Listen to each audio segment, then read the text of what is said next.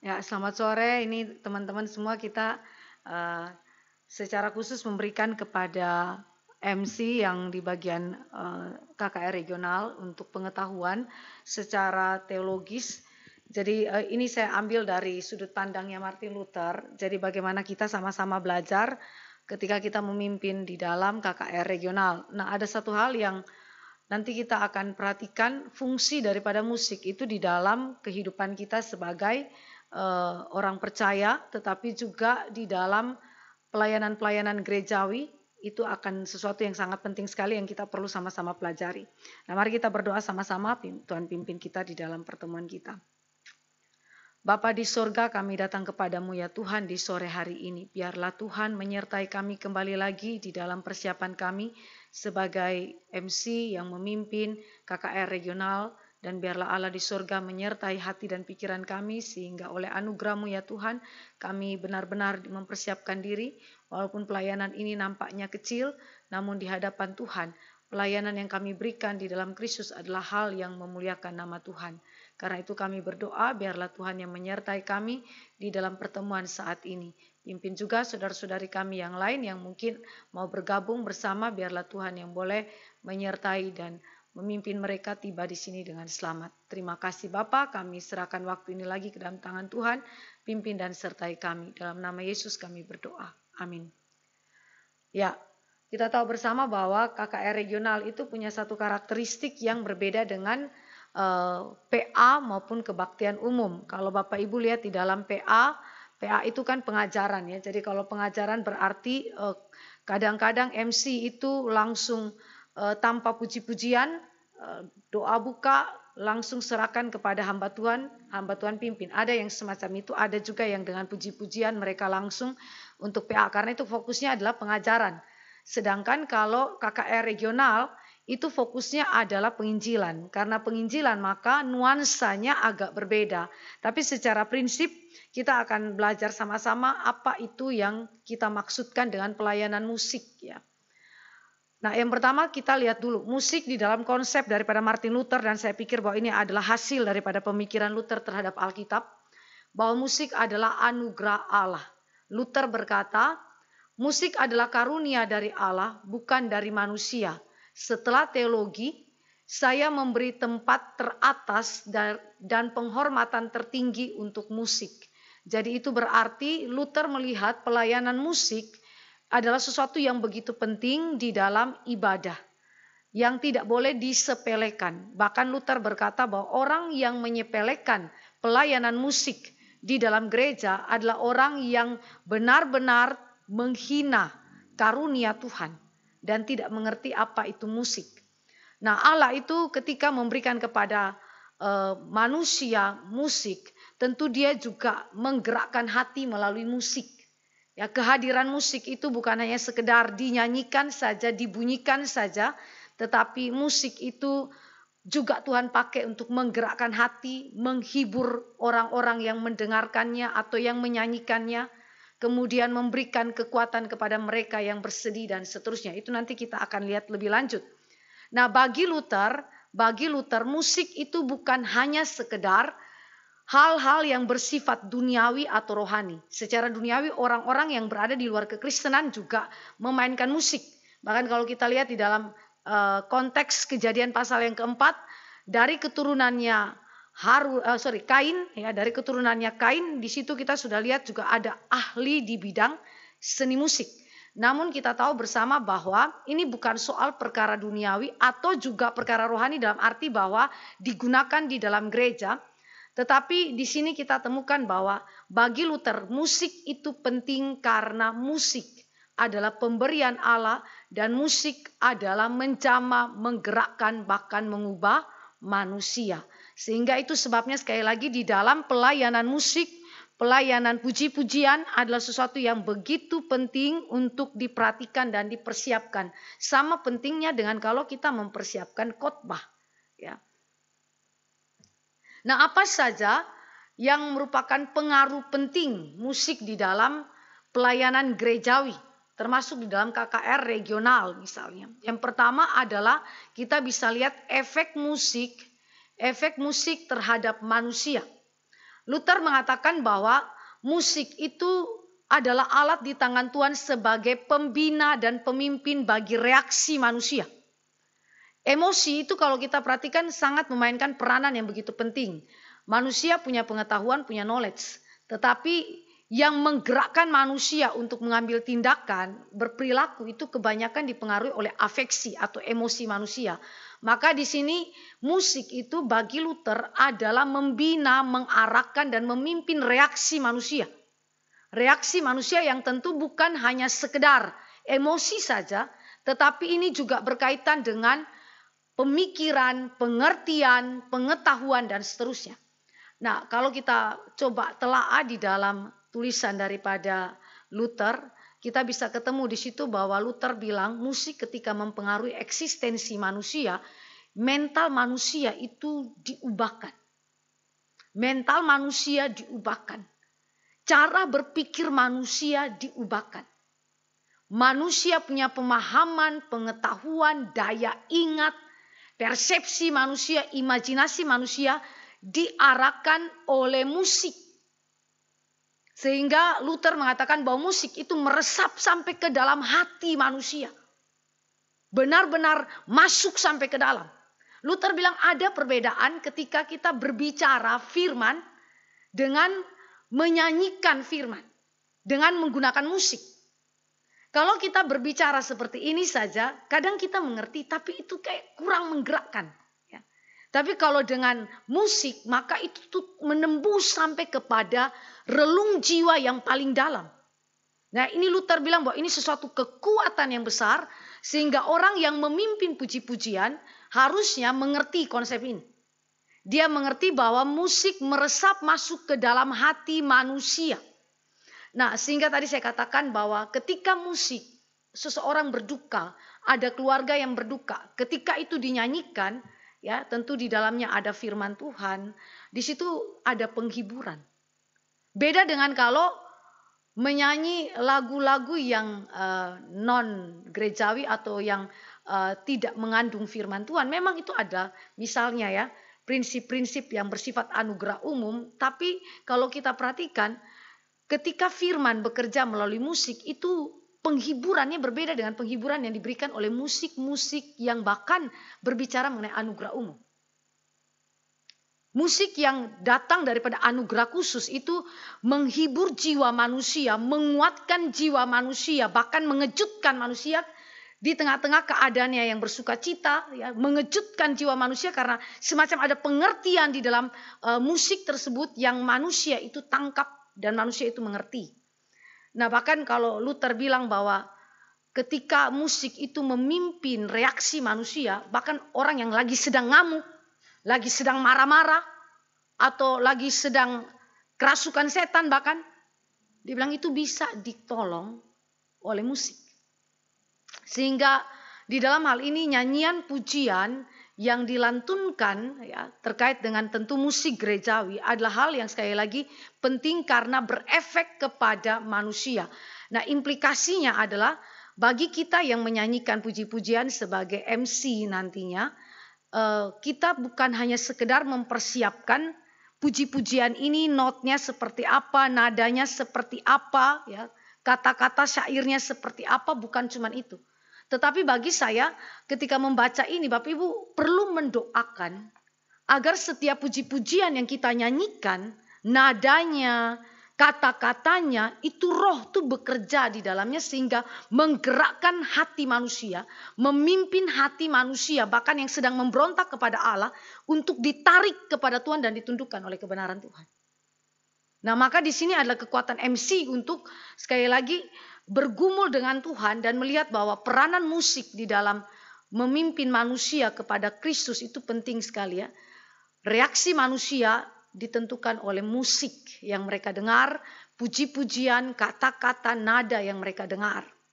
Nah, musik itu berarti mempengaruhi seluruh eksistensi manusia yang berarti bukan cuma tadi saya katakan emosi atau afeksi saja. Tapi Luther melihat bahwa musik itu mempengaruhi pikiran, perasaan, kehendak manusia, bahkan perbuatan manusia. Itu sesuatu yang nanti kita lihat di dalam dasar-dasar firman yang Luther berikan.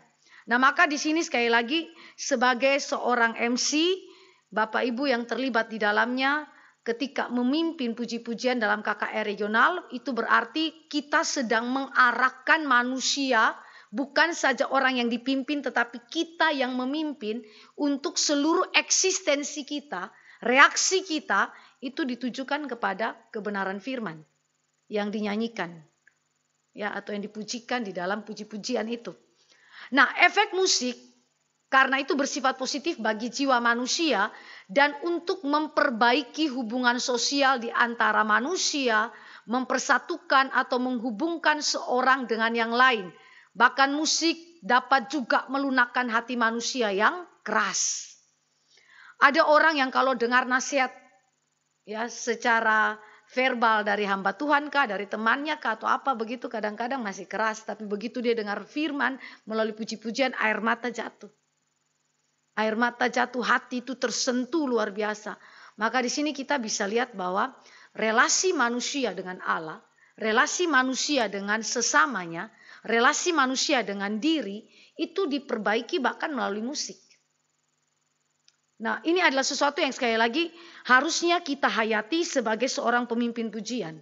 Maka kadang-kadang kalau pemimpin pujian itu asal menyanyi, nadanya pun tidak dipersiapkan dengan baik, kata-katanya pun sembarangan ataupun tidak dinyanyikan dengan tepat.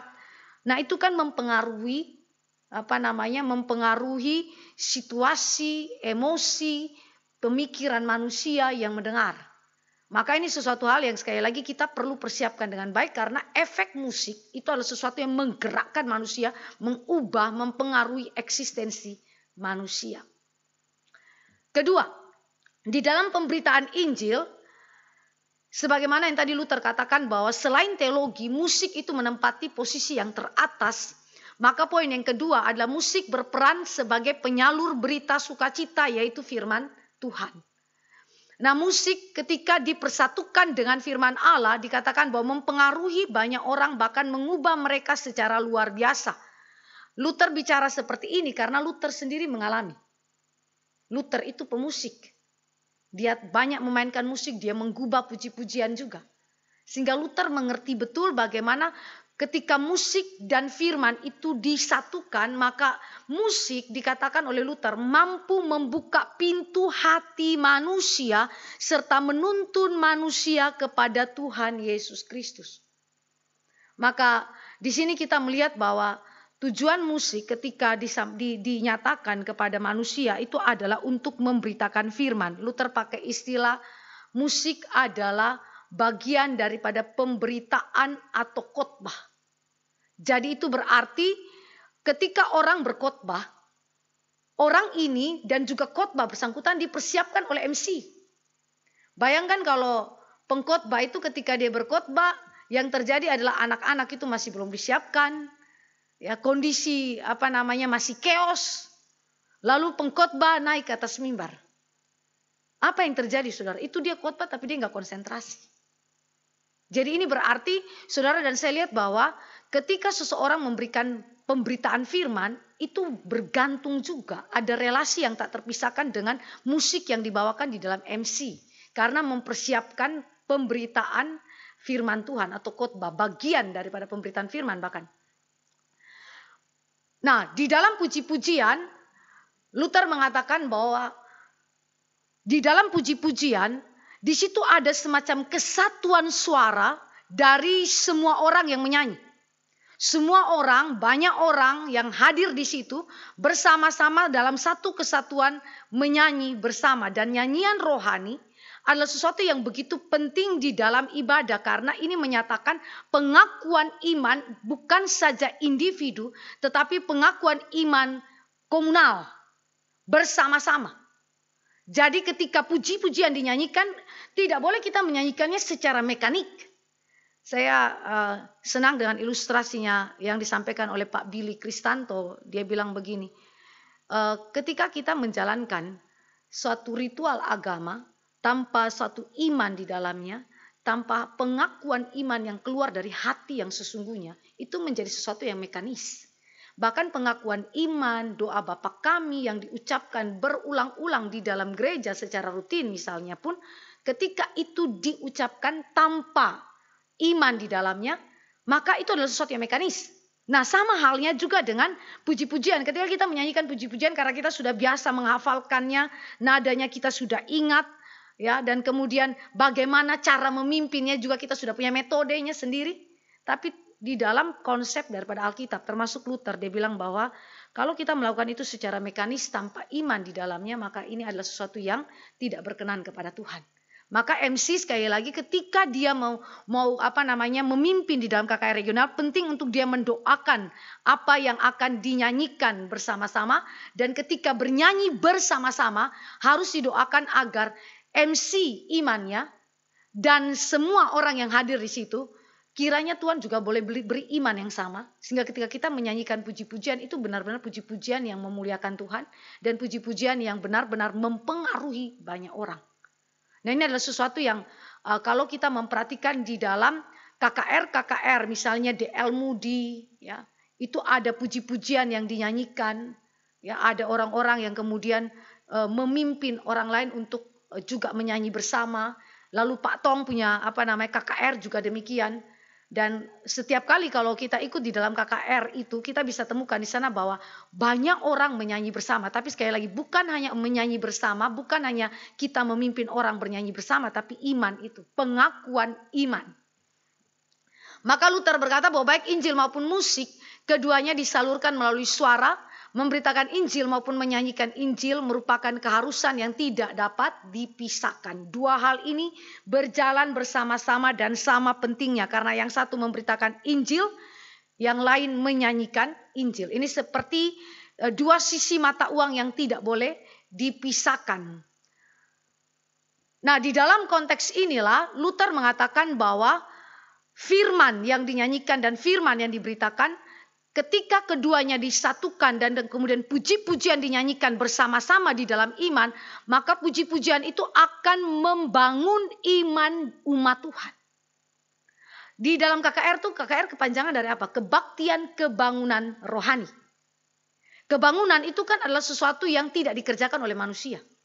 Kebangunan adalah pekerjaan daripada Roh Allah, tetapi Roh Allah memberikan kepada kita juga sarana-sarana untuk di mana melaluinya Roh membangunkan jemaat Tuhan. Nah, ketika Roh membangunkan jemaat Tuhan, di situ ada pemberitaan Injil, tetapi juga ada puji-pujian yang menyanyikan Injil. Nah, maka di sini MC harusnya di dalam KKR regional itu ataupun di dalam memimpin suatu kebaktian, harusnya melalui puji-pujian itu ada semacam kebangunan rohani. Nah, tentu sekali lagi kebangunan rohani tidak dicipta oleh kita, tapi sekali lagi kita menyandarkan itu kepada kuasa Roh Kudus saja. Nah, di sini Luther juga menambahkan bahwa tanda orang yang telah percaya adalah bersedia memberitakan dan menyanyikan Injil kepada dunia.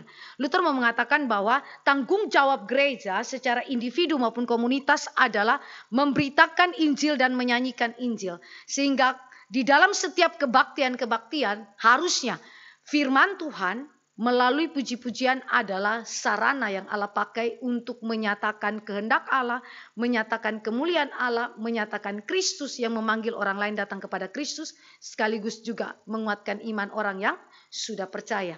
Yang belum percaya dipanggil kepada Kristus, yang sudah percaya dikuatkan di dalam iman. Sehingga ini adalah sesuatu hal yang kita bisa lihat bahwa di dalam konsep Luther,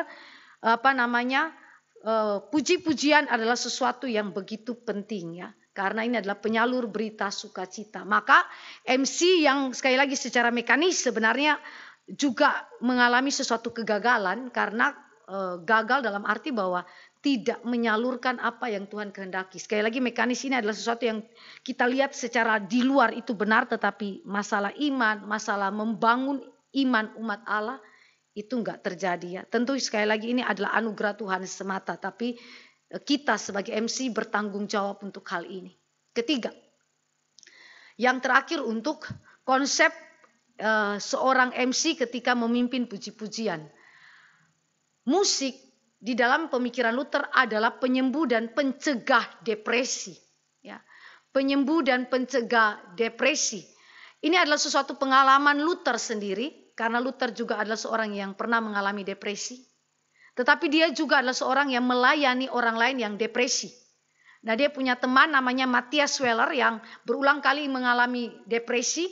Kemudian Luther itu nasihati temannya, dia bilang begini, kamu jangan khawatir, tapi kamu serahkan dirimu kepada Tuhan, berharap yang terbaik daripada Tuhan. Dan dia minta temannya Matthias Weller itu untuk kemudian mengusir, dia pakai istilah roh-roh kecemasan dan kekhawatiran.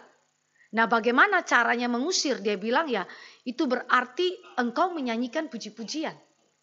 Pada saat kita ada di dalam kesedihan yang amat sangat, suatu kedalaman kesedihan yang bahkan orang lain mungkin tidak mengerti, kedalaman itu menyebabkan goncangan mental, goncangan pemikiran, bahkan goncangan doktrinal misalnya, yang bukan membuat kesedihan itu makin berkurang tapi makin bertambah-tambah. Luther bilang begini, bilang kepada kesedihan tersebut, bilang kepada depresi yang kita alami, sudah, saya mau memuji Tuhan. Nah, maka dia ajar temannya itu, dia nasihatin temannya itu untuk menyanyikan puji-pujian dan mengkonsentrasikan pikirannya kepada apa yang dinyatakan di dalam puji-pujian itu. Sehingga Luther mengatakan bahwa ketika orang percaya dalam depresi itu menyerahkan dirinya kepada Tuhan, menyerahkan kesedihannya, kesusahannya kepada Tuhan, maka saat itu Tuhan akan menolongnya. Jadi ini di sini Luther bilang bahwa waktu kita sedih, kita depresi, kita nggak boleh menyerah kepada kesedihan itu secara pasif, tetapi kita secara aktif bereaksi atau melawan atau meresponi depresi atau kesedihan yang mendalam itu dengan menyanyikan puji-pujian, seolah-olah mau bangkitkan jiwa kita, berkata kepada jiwa kita untuk mari lihat kepada Kristus, mari pandang kepada Kristus, mari serahkan diri kepada Kristus melalui puji-pujian. Nah, ini kita lihat dasar firman yang Luther itu berikan ke temannya ya, yang sedang berada di dalam depresi melalui surat-surat pentingnya Luther kepada dia. Kita baca di dalam 1 Samuel pasal yang ke-16 ayat yang ke-23.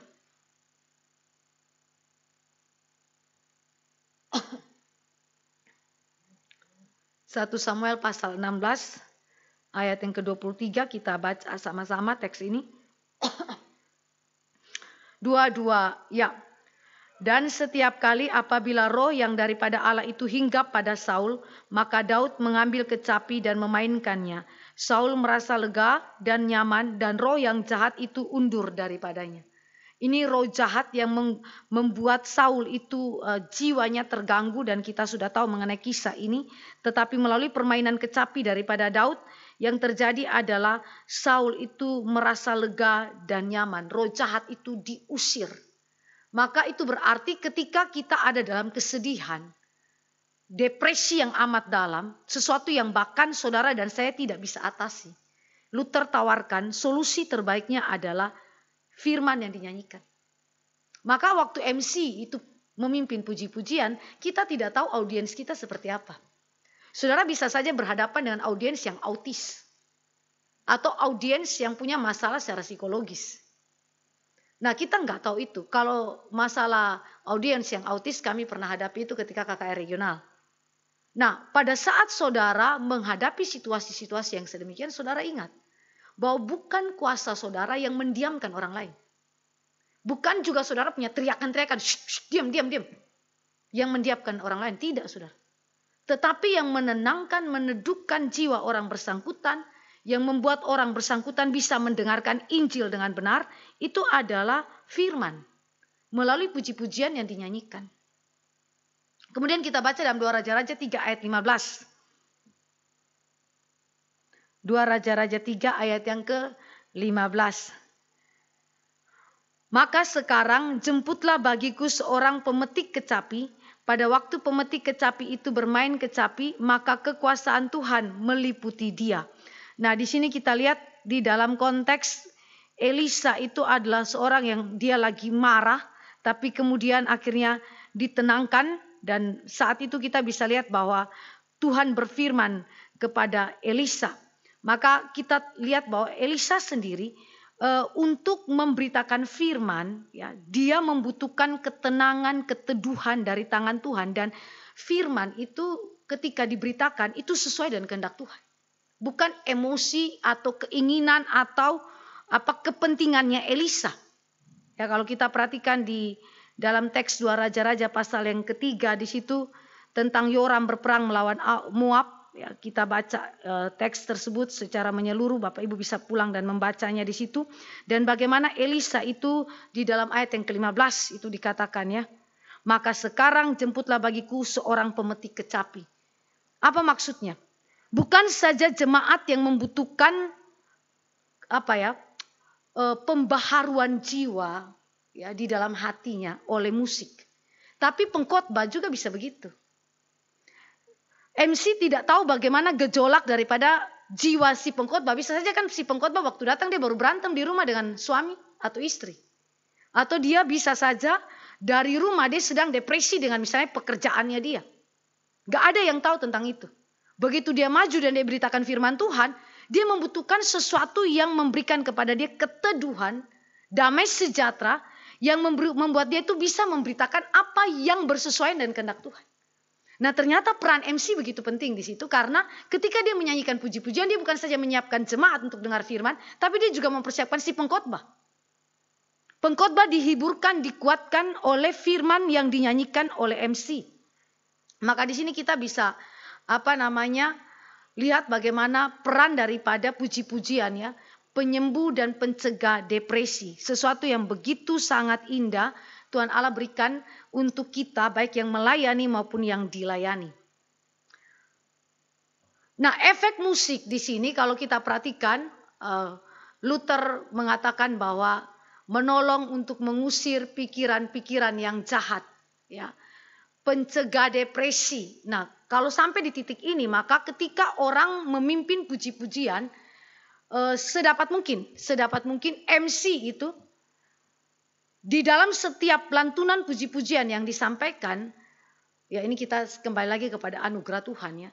Semacam ada kesadaran yang Allah berikan kepada umat Tuhan yang mendengarkan bahwa Allah hadir di tengah-tengah kita.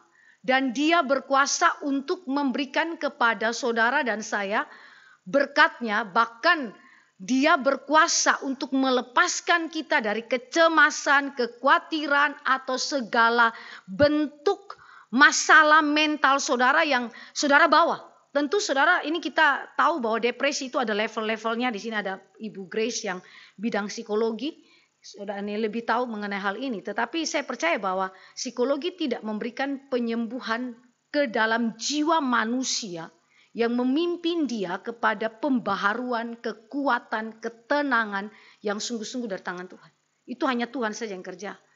Maka Luther bilang bahwa harusnya orang yang menyanyikan puji-pujian itu menyadari bahwa Allah hadir dan juga jemaat yang dipimpin yaitu melalui puji-pujian menyadari bahwa Allah itu hadir dan kehadiran Allah ketika kita melayani dia di dalam iman, kehadirannya adalah kehadiran yang membawa berkat bagi umat Tuhan, termasuk di dalamnya adalah melepaskan segala pikiran-pikiran yang jahat, segala depresi dan hal-hal yang lain. Nah, ini tidak sama dengan mengatakan bahwa kita tidak bergumul dengan depresi.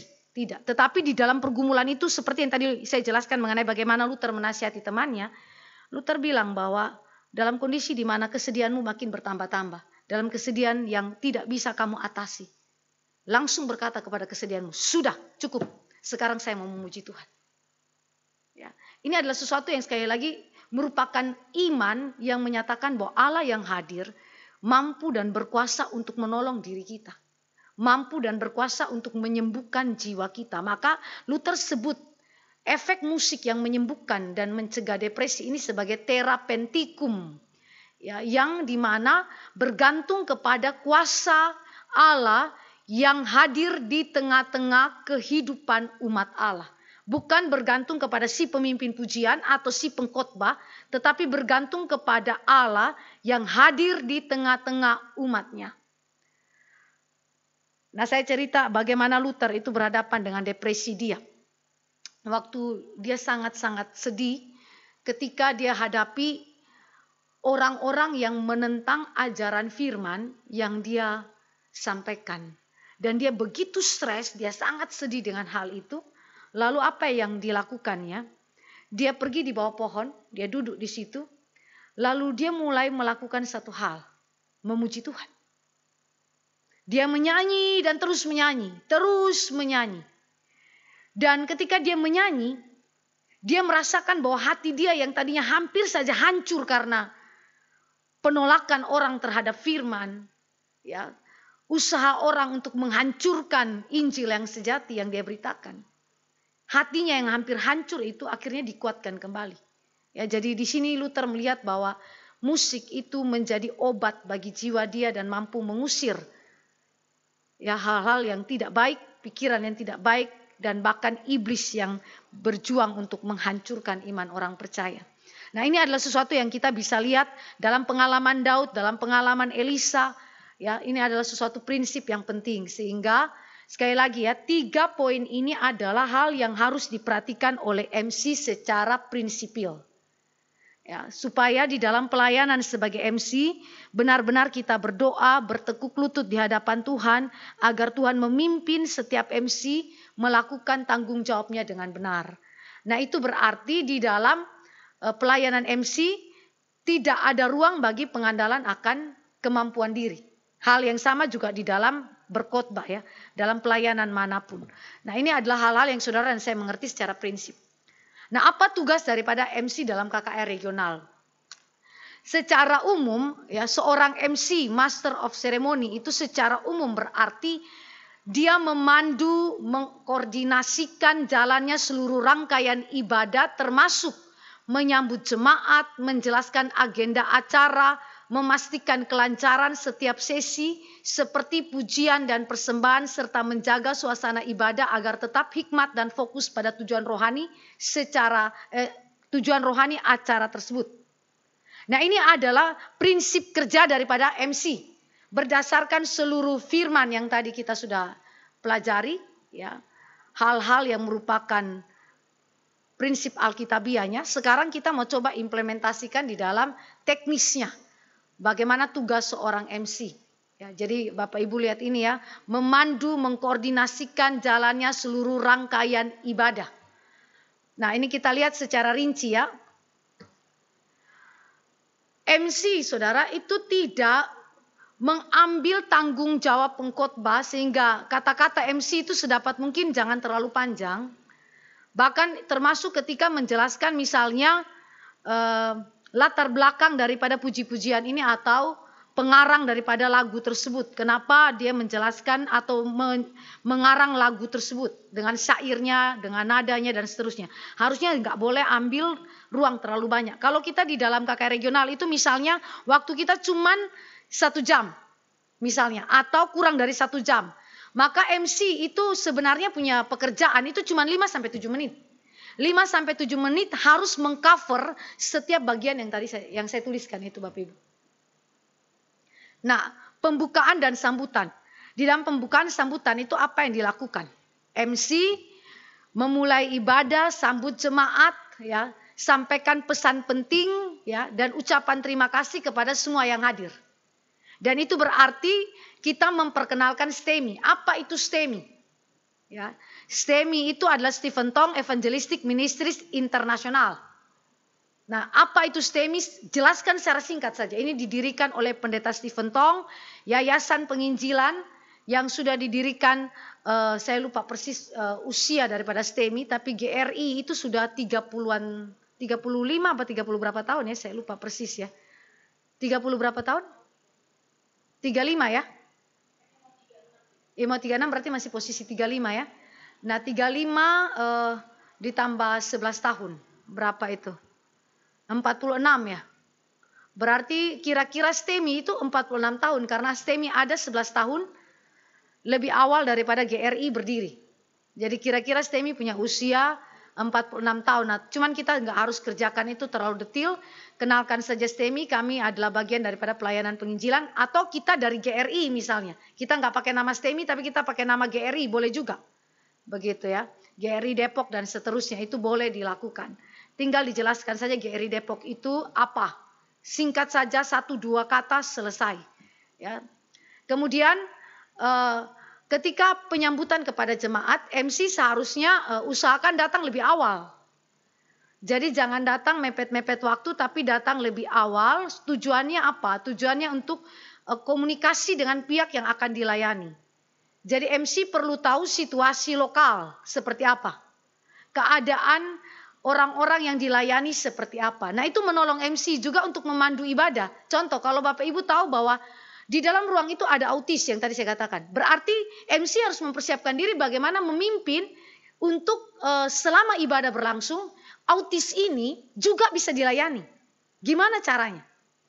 Nah, maka strategi itu perlu ditanyakan kepada guru, kepala sekolah yang sudah biasa melayani mereka.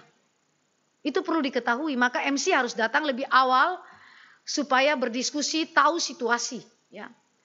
Kemudian setelah itu Bapak Ibu yang MC juga di dalam konteks datang lebih awal itu dengan tujuan cari tahu apakah ada perlengkapan sound system yang kita bisa gunakan. Ya, karena kan kadang-kadang kita punya speaker pinggang itu juga terbatas. Kalau jumlah anak banyak, ya kalau mereka ribut kan sulit ya. Jadi kita coba cari tahu apakah ada alat-alat yang dibutuhkan. Nah, ini adalah hal-hal yang kita coba siapkan sebelum kita masuk ke dalam penyambutan jemaat. Kemudian pengenalan susunan acara. Penting untuk MC menjelaskan secara singkat. Acara yang kita lakukan ini apa sih? KKR regional itu apa sih? Ya. KKR regional itu Bapak Ibu bisa memberikan penjelasan yang seperti waktu awal Pak Hendrik sampaikan ya. Tapi Bapak Ibu bisa sampaikan begini. KKR regional adalah bagian daripada pelayanan STEMI baik kepada tingkat SD, SMP, SMA maupun kepada para pemuda tingkat universitas. Itu diberikan pelayanan KKR dengan tujuan bukan hanya sekedar pembinaan rohani, tetapi pemberitaan Injil, penanaman Injil kepada orang Kristen dan jikalau Tuhan izinkan ada juga yang bukan Kristen. Untuk dilayani dipanggil mengenal Kristus. Dan bagi yang sudah percaya mereka dikuatkan, diteguhkan di dalam iman. Itu perlu dijelaskan demikian supaya anak-anak beserta guru, kepala sekolah yang hadir di situ juga mengerti. Ya, mengerti walaupun memang humas sudah menyampaikannya, tapi penting untuk MC itu kayak semacam memberikan penjelasan. Baru setelah itu memandu transisi. Memandu transisi ini berarti setiap bagian daripada liturgi ibadah kita. Ya, mulai daripada apa saja pembukaan, ya kalau kita coba ya buat di sini urut-urutan daripada liturgi KKR regional itu kan singkat sekali ya.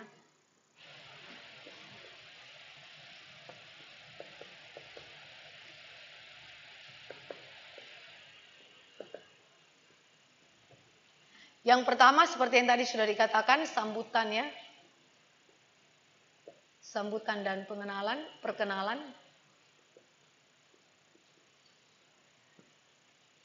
Lalu yang kedua, ini kita mulai dengan nyanyian pembuka.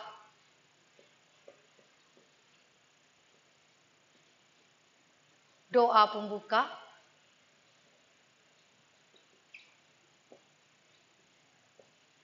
Nyanyian firman.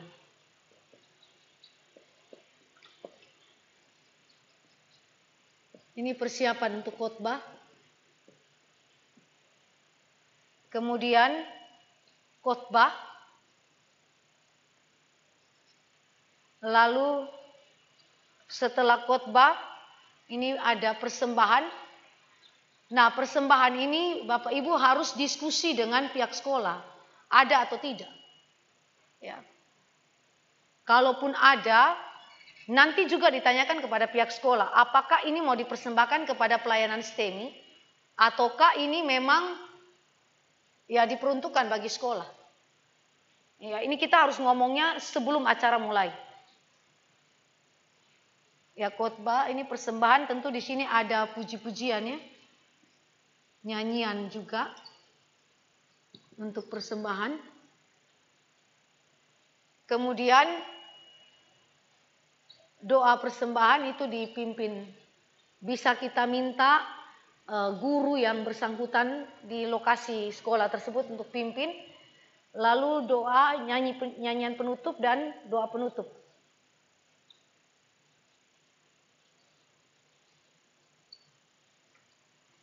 Ini doa penutup.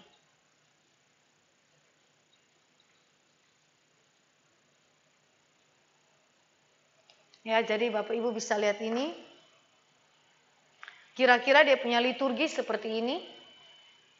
Nah, maka MC ketika memandu transisi dari satu bagian kepada bagian yang lain, itu MC tolong supaya menjaga supaya itu bisa alurnya berjalan dengan baik dan sedapat mungkin maksimalnya, atau kita pakai istilah puncaknya itu sampai kepada khotbah. Ya. Nah, ketika kita bicara juga mengenai pengenalan susunan acara, Bapak Ibu, yang tadi saya katakan menjelaskan mengenai rangkaian acara, di situ juga Bapak Ibu bisa pakai untuk memperkenalkan dan melatih lagu-lagu bersama. Nah, usahakan waktu latihan lagu-lagu bersama itu hanya latih lagu yang dinyanyikan saja. Berhubung karena waktu kita singkat dari sekolah. Jadi kalau misalnya lagunya cuma 3 lagu. Lagu pembuka, nyanyian puji-pujian, persembahan dan penutup misalnya disamakan. Ya, berarti 3 atau 4 lagu yang latihan cuma itu saja. Tidak lebih dari itu. Maka sekali lagi ini pastikan ya memandu transisi dengan baik dari satu bagian ke bagian yang lain sampai kepada puncaknya yaitu khotbah. Kemudian memastikan kelancaran acara, berarti MC bertanggung jawab agar seluruh acara berlangsung sesuai rencana. Tertib, terarah, serta sesuai dengan durasi waktu yang ditentukan. Jadi kalau durasi waktunya 5-7 menit, berarti Bapak Ibu harus atur sedemikian rupa supaya maksimal di 5-7 menit itu semua liturgi ini bisa berjalan dengan baik, tertib, terarah. Berarti anak-anak dipastikan tenang saat memasuki firman Tuhan dan di sepanjang ibadah berlangsung. Kemudian MC juga menciptakan suasana ibadah yang hikmat dan hangat. Nah, di sini tentu kita menggunakan beragam metode. Bisa dengan gerakan lagu-lagu yang kita bisa ajak anak-anak itu dengan gerakan supaya mereka juga bisa menikmatinya, ataupun dengan intonasi suara ketika mau memberikan penekanan tertentu, atau juga kita bisa misalnya waktu kita pimpin acara dan ternyata ada keributan, apa yang mau dilakukan? Kadang kan kita pakai hitungan 1, 2, 3, tahu-tahu anak-anak gak diam. Atau kita bilang betul sih, baik pakai begitu, tapi faktanya juga nggak berjalan dengan baik. Jadi memang kalau MC lebih baik ada salah satu yang Magda sering kali pakai itu ya, tepuk diam, anak-anak tuh tahu. Tapi kalau kita sampai satu lokasi sekolah tertentu belum tentu mereka tuh tahu tepuk diam. Jadi berarti kan bisa diperkenalkan nanti di bagian pengenalan susunan acara itu. Selain dari ajar lagu, juga bisa pakai kesepakatan, ada semacam kesepakatan dengan anak-anak sebelum acara itu mulai. Kita jelaskan ibadah ini berlangsung harus dengan tertib, menyembah Tuhan dan seterusnya. Bapak Ibu jelaskan secara ringkas teologinya, lalu kita bilang kita buat janji ya. Janjinya apa? Anak-anak misalnya dengan tepuk diam, anak-anak diam begitu. Atau dengan misalnya Bapak Ibu mau ikat janji apa? Salah satunya. Nah, itu Bapak Ibu bisa sampaikan itu supaya ketika Bapak Ibu pimpin, anak-anak sudah tahu, oh ini kalau MC-nya pimpin begini, dengan memberikan kode tertentu, berarti apa yang harus dilakukan oleh anak-anak. Kira-kira demikian ya Bapak Ibu ya. Nah, jadi memang pimpin KKR regional ini agak-agak sulit karena setiap lokasi tempat itu punya tantangannya masing-masing. Kemudian setelah semua acara berlangsung dengan baik, selesai doa penutup, jika ada informasi tambahan misalnya pengumuman tentang event STEMI GRI yang mau disampaikan kepada anak-anak, silakan disampaikan ya. Sampai kepada akhir seluruh ibadah semuanya sudah selesai. Nah, kalau saya sarankan untuk yang event atau pengumuman ini dilakukan setelah doa penutup ya. Jangan di tengah-tengah ibadah. Karena itu kan akan mengalihkan konsentrasi anak-anak. Oke, berarti kita di sini sampai di sini ya berkaitan dengan persiapan daripada MC, apa saja yang harus dilakukan, durasi waktunya seperti apa. Kalau kita dikasih 1 jam, berarti MC itu bisa 10 menit. Tapi kalau kita cuma sampai 45 menit, maka MC 5-7 menit saja. Begitu. Kemudian waktu terbanyak adalah pada pengkhotbah.